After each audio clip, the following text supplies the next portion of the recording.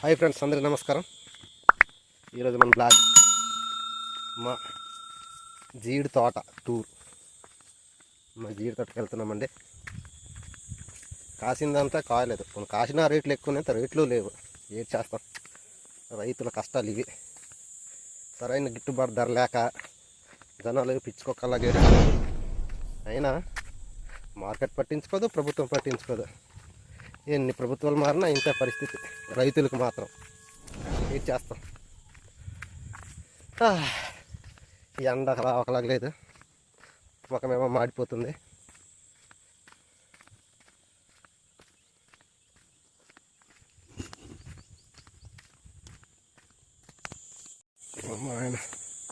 ఈ ఎండ ఎంత ఎక్కువగా ఉందంటే చూడండి. ఇది మా ఊర్లోనే పెద్ద చెరువు. ఈ చెరువే ఎండిపోయింది, అలా ఉంది ఎండ. ఇది ఈత చెట్టు కాల్చారు.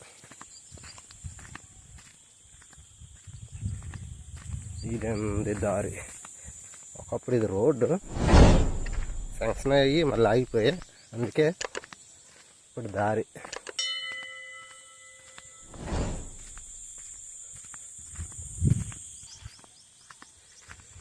ఇదిగోండి, ఇదే మా జీడి తోటకి దారి. చూడండి, ఇదేనండి ఈత పళ్ళు, ఈత కాయలు ఇవి.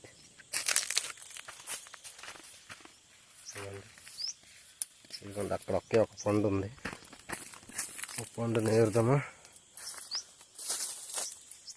ఇది ఇది కూడా కాదు. ఇదిగోండి, అమ్మయ్య దొరికింది.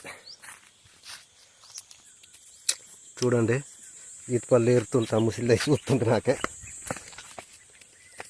ఇంత ఎండ ప్లేట్ వెళ్ళిందో అన్నదిగోండి. చూడండి, జడిసిపోతుంది. వీడియో తీస్తున్నాను కదా, నక్కి నక్కి చూస్తుంది. అదిగోండి, ఇవంతా మా గుడ్లేనండి. ఇవంతా ఇందులో మొక్కలు ఉడిసామో కానీ కాల్చారండి. బాగా ఎండలు ఉన్నప్పుడు కాల్చారు, మొత్తం చచ్చిపోయాయి. కొద్దిగా బాధగా ఉంది. నేను ఏం చేస్తాం, మళ్ళీ వర్షాకాలంకి మొక్కలు నాటాలి. ఒక 200 మొక్కలు చెప్పాను నర్సరీకి, వస్తుంది జూన్ జూలైలోన. మళ్ళీ నాటాలి. అమ్మ, ఈ సంవత్సరం దరిద్రం ఏంటంతే, మామిడికాయలు కూడా లేవండి. ఇది మా మామిడి చెట్టు అండి. పట్టు మన ఒక 6 కాయలు కూడా లేవు. కింద సంవత్సరం అయితే కొమ్మలు ఇరిపోయి అంత కాసేవి. ఈ సంవత్సరం అస్సలు లేవు. ఎక్కడో ఒకటి కాసింది అలా. ఇంకా నేర్చేస్తాం. దొరికిన దాంతో సంతృప్తి పడాలి కాబట్టి వీటిని జాగ్రత్తగా చూసుకుంటాను. తినాలి కదా మరి. అదిగోండి కొబ్బరి చెట్లు మాదే, కానీ ఆ చెట్లు ఎక్కడ రాదండి నాకు. వస్తామండి మా గుడ్డికి.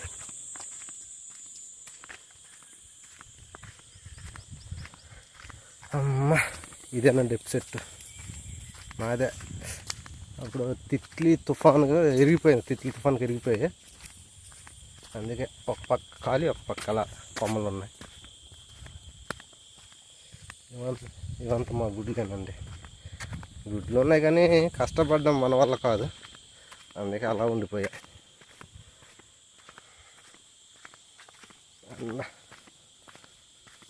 ఏంటి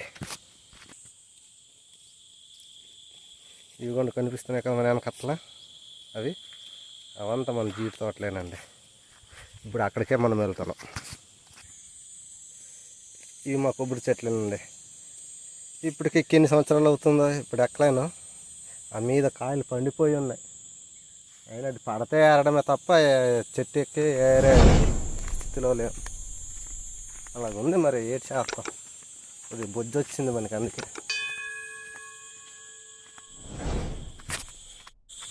మొత్తానికి మన జీడి తోటలకు వచ్చాం. ఇదే మన జీడి తోట.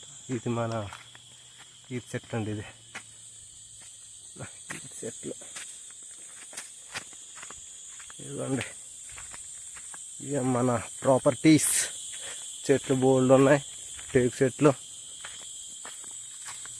ఇదే జిలక చెట్టు అండి. జిలక్కలు తెలుసా మీకు? ఇదే మొన్నటి వరకు ఈ చెట్టే కోసాము, అయిపోయింది. అందుకే ఇవ్వండి పిక్కలు తీసిన జీడిపళ్ళు. రోజుకి ఒక 5 కేజీలు దొరుకుతాయి. దాని గురించి రావడం తోటకి ఏది చేస్తాం మరి. ఇదేనండి, అది ఉందా ఆ చెట్టు కాయట్లేదు, నరికేసామండి. అది మొత్తానికి వచ్చాం. ఇదేనండి మన జీడి తోట. ఇదే మన పాక. ఇక్కడే మనం ఉండాల్సిన పాక ఇది. ఇదిగోండి, ఇదంతా మన జీడి చెట్టేనండి.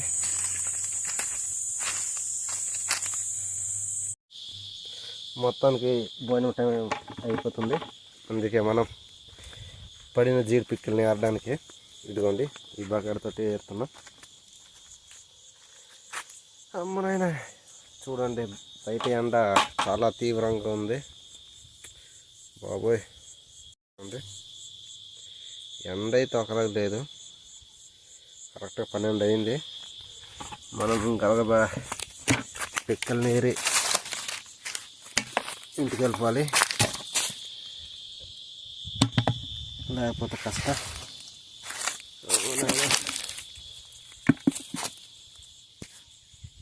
ఈ ఎండ అయితే ఒకలాగా లేదు.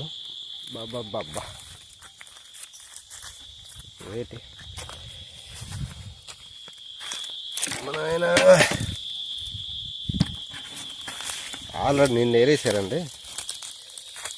నిన్న ఏరేసాము. అందుకే కొద్దిగా ఎక్కడో ఒకటి మిస్ అయిన మార్కులు పడ్డాయి.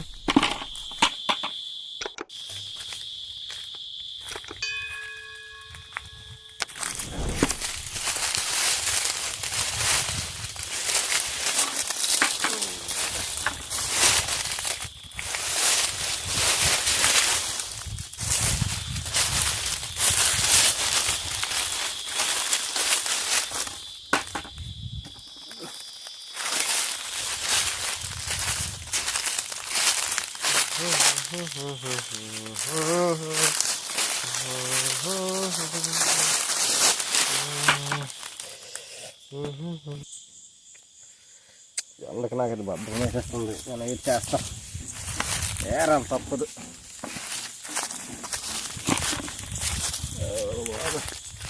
ఇలాగైతే మనిషి బతుకెంత. అంటే వీడియో నచ్చినట్లయితే లైక్ చేయండి, సబ్స్క్రైబ్ చేసుకోండి, మమ్మల్ని సపోర్ట్ చేయండి.